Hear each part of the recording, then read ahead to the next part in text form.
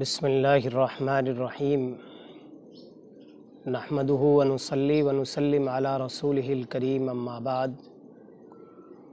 فاعوذ باللہ من الشیطان الرجیم بسم اللہ الرحمن الرحیم یا ایہا الذین آمنوا کتب علیکم الصیام کما کتب علی الذین من قبلکم لعلکم تتقون وقال النبی صلی اللہ علیہ وسلم من صام رمضان ایمانا واحتسابا غفر له ما تقدم من ذنبه او کما قال رسول اللہ صلی اللہ علیہ وسلم۔ محترم بزرگوں اور دوستوں، اللہ تبارک و تعالیٰ نے پچھلی امتوں پر بھی روزے کو فرض کیا ہے۔ یہ کوئی اسی امت پر روزے کی فرضیت کا حکم نہیں ہے، چنانچہ احادیث میں اس کی صراحت بھی موجود ہے اور قرآن کی اس آیت سے بھی واضح انداز میں معلوم ہوتا ہے کہ پچھلی امتوں پر بھی روزے فرض تھے۔ یا ایہا الذین آمنوا، اے ایمان والو، کتب علیکم الصیام، جیسا کہ تم لوگوں پر روزوں کو فرض کیا گیا ہے، من قبلکم، تم سے پہلے لوگوں پر بھی روزوں کو فرض کیا گیا تھا۔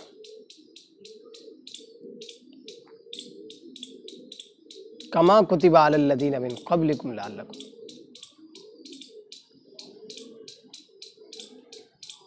امید ہے شاید تم اللہ سے ڈرنے والے بن جاؤ۔ اور جناب نبی اکرم صلی اللہ علیہ وسلم نے ارشاد فرمایا، جو آدمی ایمان یعنی یقین کامل اور ثواب کی امید لگا کر روزہ رکھے گا،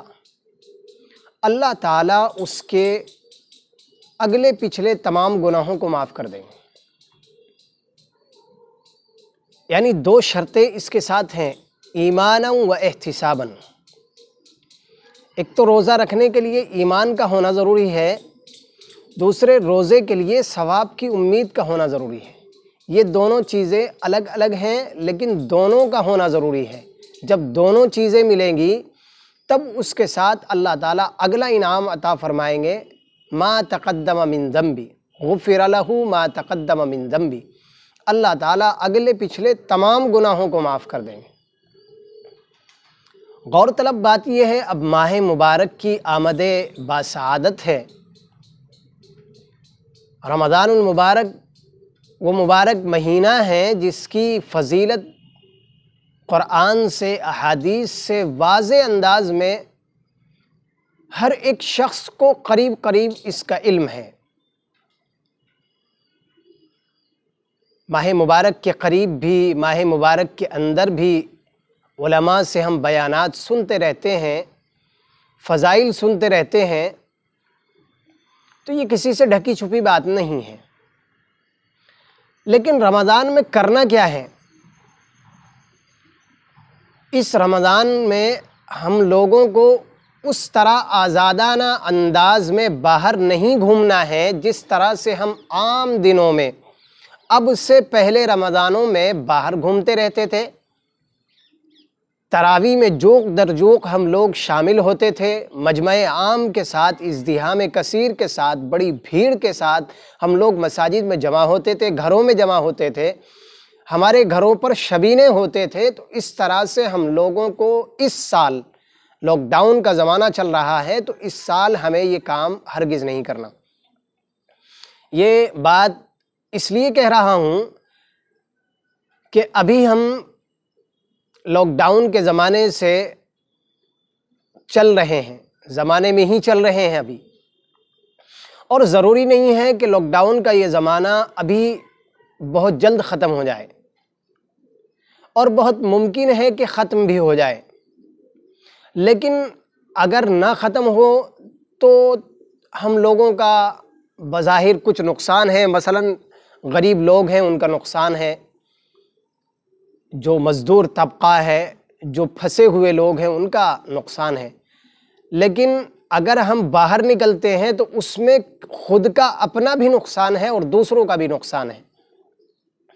مثلاً ہم افطار پارٹیز میں ہم لوگ شرکت کرتے ہیں، چاہے وہ چھپ کر کریں یا بغیر چھپے کریں، تو افطار پارٹیز میں شرکت کی وجہ سے ہم لوگوں کی وجہ سے ہو سکتا ہے وہاں کوئی پوزیٹیو مریض ہو یا نگیٹیو ہو، اور حکومت کو اس کی خبر ہوتی ہے، تو اس میں ہم لوگ دہانے پر آئیں گے، وہ ٹھیکرا ہم لوگوں پر پھوٹے گا، چاہے وہ اس میں یہ ضروری نہیں ہے کہ وہ غیر مسلم ہوں، یہ ضروری نہیں ہے کہ وہ مسلمان ہوں، لیکن ہم لوگوں کو اس زمانے میں رمضان کے ایسا کام ہرگز نہیں کرنا ہے جو اسلام کی بدنامگی کا ذریعہ بنے۔ تراویح کے بعد میں ہم لوگ باہر محلوں کے تھلوں پر، گلیوں کے چوراہوں پر، نکڑوں پر، اور اسی طرح سے بازاروں میں ہم لوگ عام دنوں میں جاتے تھے، تو اس طرح سے اس رمضان میں نہیں جانا۔ اور خصوصاً میں ہر ماں باپ سے یہ درخواست کروں گا، ایمانی حمیت اور غیرت کی بنیاد پر،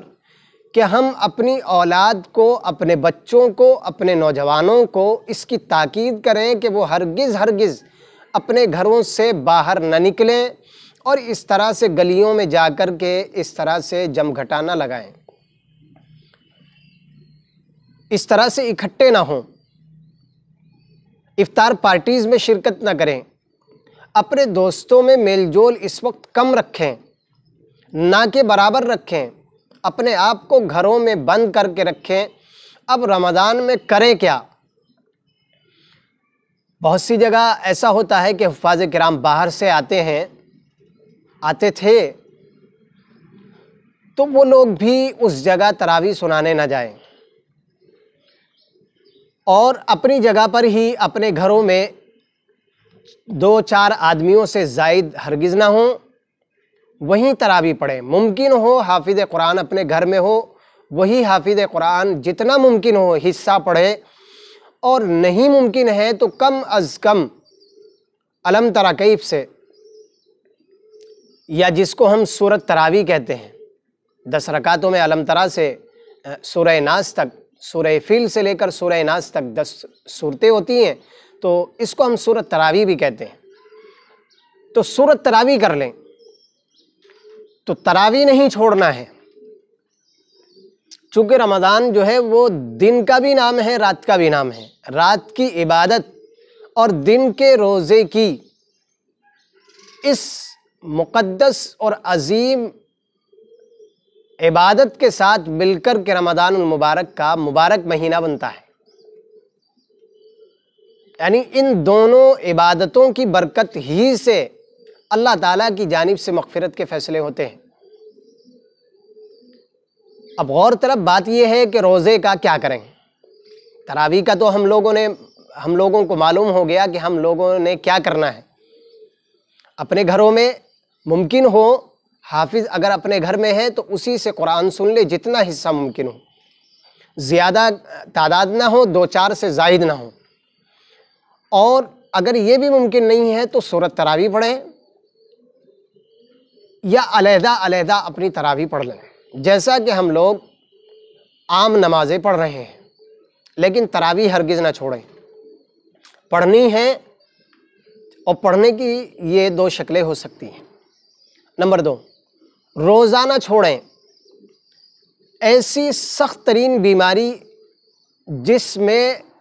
آدمی کو یہ یقین ہو جائے یا ماہرین یہ کہہ دیں کہ اس بیماری سے اب آپ شفا یاب نہیں ہوں گے، آپ کو اس بیماری سے اب چھٹکارا نہیں ملے گا، 2 مہینے میں، 4 مہینے میں، سال میں آپ کو اس بیماری سے چھٹکارا نہیں ملے گا، اس بیماری کا تو فدیہ دے سکتے ہیں، ایک اہم مسئلہ ہے۔ لیکن جس بیماری سے ہمیں چھٹکارا مل سکتا ہے 2 مہینے میں، 4 مہینے میں، اس بیماری کے عوض میں روزہ نہ رکھ کر فدیہ دینا، یہ روزے کا ثواب اس سے نہیں ملنے والا۔ فدیہ دے کر روزے کا ثواب اس سے نہیں ملے گا، پھر روزے ہی رکھنے ہوں گے جب بیماری سے شفا یابی مل جائے۔ اس وقت غور طلب بات یہ ہے کہ ہم لوگوں کو جیسا کہ بعض شہروں میں عشاء کی نماز کے بعد نکلنے کا دستور ہے اور نکلتے ہیں، ہوٹلوں پر کھانا کھانے کا سسٹم ہے، گھروں میں کم لوگ کھاتے ہیں عام طور سے رمضان المبارک کے مہینے میں اور ویسے بھی عام دنوں میں، تو ہوٹلز پر ہم لوگ نہ جائیں اور گھومنے کے لیے ٹو ویلر پر، فور ویلر پر اور اسی طرح سے جتھا لگا کر،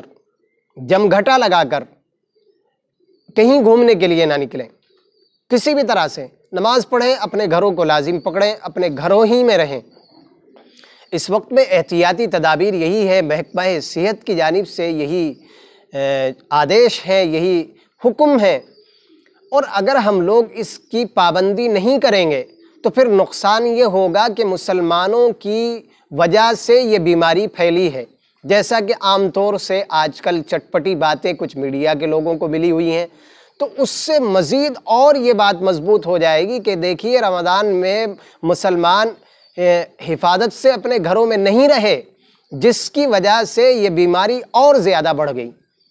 حالانکہ بیماری کا بڑھانے والا، بیماری کو گھٹانے والا صرف اور صرف اللہ ہے، ایک اللہ کی ذات ہے، لیکن اس یقین کامل کے ساتھ ساتھ احتیاط بھی ہم لوگوں کو برتنی ہے اور اپنے گھروں سے باہر نہیں نکلنا ہے۔ میں ایک بار پھر والدین سے یہ درخواست کروں گا کہ اپنے بچوں کی اگر ہم لوگ ذمہ داری لے لیں گے، ہر شخص، ہر ماں باپ اپنے بچوں کی ذمہ داری لے لے، تو میں یقین کامل کے ساتھ اللہ کو حاضر ناظر جان کر کے یہ بات کہہ سکتا ہوں کہ پھر انشاءاللہ ہمارا ایک بھی بچہ گھر سے باہر نہیں نکلے گا، اور اس نقصان سے ہم لوگ بچیں گے، بیماری سے بھی بچیں گے۔ نکلنے کی صورت میں دو نقصان ہیں، آپ کا اپنا بھی ہے، اپنے بچے کا بھی نقصان ہے۔ مثلا کسی پوزیٹیو مریض سے ہم لوگوں نے ملاقات کر لی، اور جب محکمہ صحت کو یہ بات معلوم ہوگی تو ہم کو تو لے کر ہی جائیں گے، وہ ہمیں تو وہ لے کر جائیں گے ہی، لیکن ہمارے ساتھ پھر جتنے لوگوں کا اٹھنا بیٹھنا ہے، ہم لوگوں سے جتنے کے اس درمیان کانٹیکٹ ہوئے ہیں، تعلقات ہوئے ہیں، اس زمانے میں ملاقاتیں ہوئی ہیں، تو سب لوگوں کا اس وقت چیک اپ ہوگا۔ تو یہ اس میں سب لوگوں کے لیے پریشانی کھڑی ہوگی، معلوم نہیں کتنے دن وہاں کوارنٹائن میں ہم لوگوں کو رہنا پڑے، تو یہ کتنے لوگوں کے لیے پریشانی ہوگی، اور رمضان جیسی عظیم نعمت سے ہم لوگ محروم ہو جائیں گے، اس کی برکتوں سے ہم لوگ محروم ہو جائیں گے۔ گھروں میں رہ کر تلاوت قرآن زیادہ سے زیادہ کریں، ذکر و اذکار کریں، توبہ و استغفار کریں، اور تراویح کی نماز کی پابندی کریں، اور اس کی شکلیں میں نے ذکر کر دی ہیں وہ کس طرح سے کریں، اور روزہ ہرگز نہ چھوڑیں، ہرگز روزہ نہ چھوڑیں۔ اگر آپ کو کوئی مجبوری نہیں ہے، سخت ترین مجبوری، صرف کرونا کی وحشت کی وجہ سے آپ کو روزہ ہرگز نہیں چھوڑنا ہے۔ علماء کرام کا متفقہ فیصلہ ہے اس پر کہ صرف کرونا کی وحشت کی وجہ سے روزہ نہیں چھوڑنا ہے اس آدمی کو جو کرونا سے متاثر نہیں ہے، جو آدمی پوزیٹیو مریض نہیں ہے، اس آدمی کے لیے کوئی مشکل نہیں ہے، اس آدمی کے لیے روزہ رکھنا ہی ضروری ہے۔ لہذا ہم لوگوں کو تلاوت قرآن زیادہ سے زیادہ کرنی ہے، اپنے گھروں کو لازم پکڑنا ہے، اپنے گھروں میں ہی رہ کر کے اللہ تبارک و تعالیٰ کی زیادہ سے زیادہ عبادت کریں، توبہ و استغفار کریں، پورے عالم کے لیے دعا کریں۔ اللہ تعالیٰ اس بیماری والی فضا سے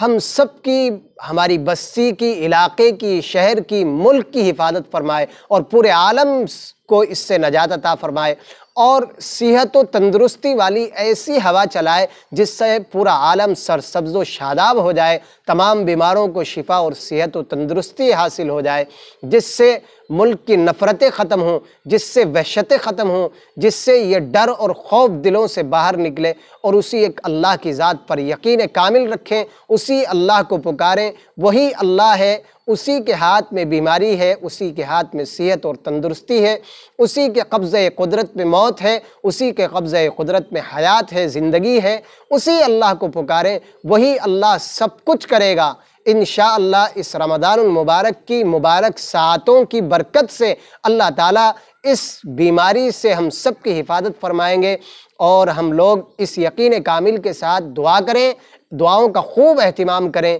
تلاوت کا اہتمام کریں، ذکر و اذکار کریں۔ جو آدمی قرآن پڑھے ہوئے نہیں ہے وہ بھی کم از کم تلاوت قرآن اس انداز سے کریں کہ قرآن کھول کر کے بیٹھ جائیں، قرآن کچھ نہ کچھ حصہ جو بھی پڑھ سکتے ہیں وہ تلاوت قرآن کریں۔ اللہ تعالی ہم سب کو عمل کی سمجھ کی توفیق نصیب فرمائے۔ میں ایک بار پھر درخواست کرتا ہوں والدین سے کہ اپنے بچوں کو ہرگز باہر نہ نکلنے دیں۔ ہم لوگ خصوصاً نوجوانوں سے بھی درخواست کروں گا کہ وہ ایسا کام ہرگز نہ کرے جس سے اسلام کی، مسلمانوں کی بدنامگی کا کوئی دھبا، کوئی داغ ہماری جو ہے پیشانی پر آ کے لگے، جس سے یہ لگے کہ مسلمانوں کی وجہ سے یہ کام ہوا ہے۔ ایسا کام ہرگز نہ کریں۔ اللہ تعالیٰ عمل کی سمجھ کی توفیق نصیب فرمائے۔ وما علینا الا البلاغ۔